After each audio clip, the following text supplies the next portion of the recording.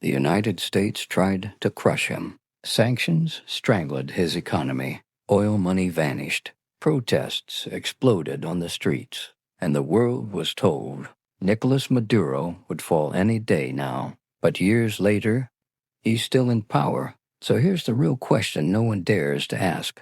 If Donald Trump had the world's strongest military, why didn't Maduro lose?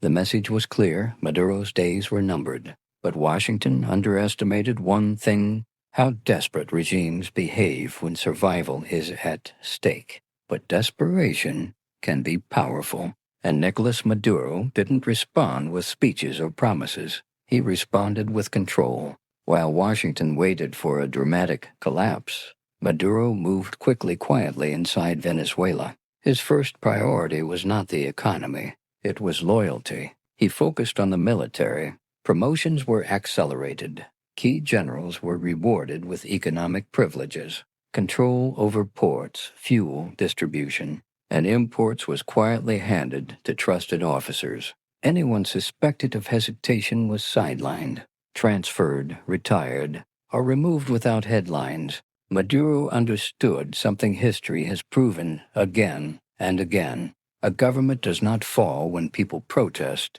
It falls when the army stops obeying orders, and that moment never came. Donald Trump believed sanctions would fracture the system. Instead, they reshaped it. Venezuela's access to global oil markets was choked. Dollar transactions were blocked. Foreign companies pulled out under threat of punishment. Washington expected economic pain to trigger political rebellion. But pain does not always create resistance. Sometimes it creates dependence. As conditions worsened, more citizens relied on state-controlled food programs. Government-issued supply boxes became survival tools.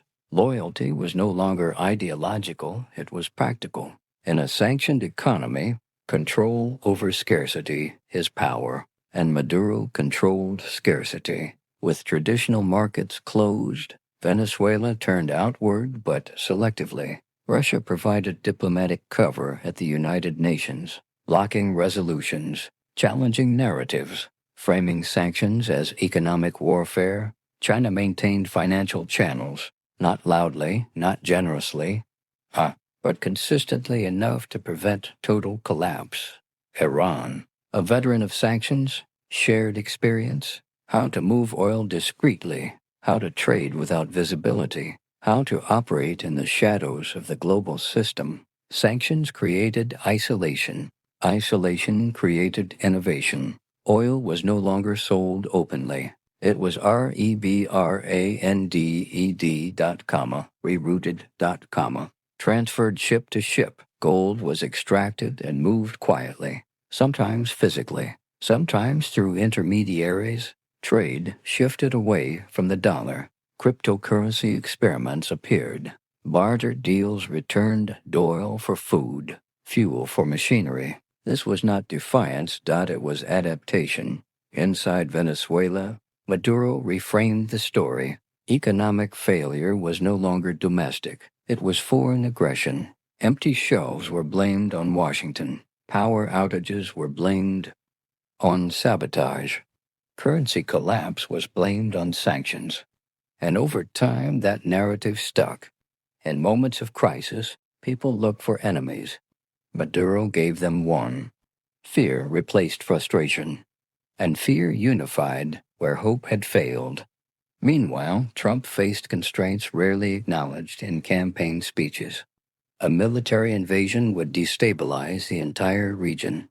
Millions of refugees would flee north. Neighboring governments would face chaos. Civilian casualties would dominate global headlines. Latin America was watching closely, and support was far from unanimous. Without regional consensus, force was politically toxic. Without international backing, it was strategically risky.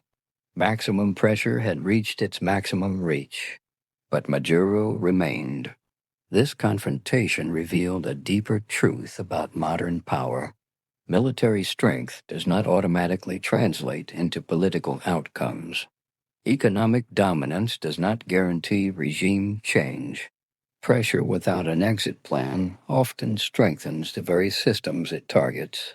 Maduro didn't defeat the United States. He endured it. He adjusted his system to survive pressure rather than remove it. He reduced vulnerability rather than pursue growth. Stability became more important than prosperity. And in authoritarian systems, stability is victory. By the time Trump left office, the landscape had changed. Maduro was still in the presidential palace. The opposition was fragmented. Sanctions remained, but their shock value had faded. What was once expected to last months had stretched into years, and the world moved on. But the real impact of this battle extended far beyond Venezuela. Governments under pressure took notes. Adversaries studied the playbook. Allies quietly reassessed assumptions. They learned that sanctions alone rarely produce surrender. They learned that isolation pushes nations toward alternative alliances. They learned that survival strategies evolve faster than external pressure. This was not just a standoff. It was a lesson. For future American leaders, the message was uncomfortable. Power is effective but incomplete. Pressure works but only with precision, and regime change is far more complex than rhetoric suggests. Trump believed pressure would force capitulation. Maduro believed survival itself was victory. History sided with endurance. This does not mean Maduro's system succeeded. Venezuela remains deeply scarred. Its economy is fragile. Its people continue to suffer. But politically, Maduro achieved his primary objective. He stayed. In geopolitics, staying alive often matters more than winning. So when we ask, who won, Trump or Maduro? The answer is not simple. Trump demonstrated reach. Maduro demonstrated resilience. One applied pressure. The other absorbed it. And in this confrontation, the man who refused to fall outlasted the man who tried to push him down. The real question now is not about the past. It is about the future. If pressure returns, if sanctions tighten again, if confrontation resumes under new leadership, will the outcome change? Or has the lesson already been learned? Did Trump fail to finish the job? Or did Nicolas Maduro master the art of survival? Comment Trump or Maduro below.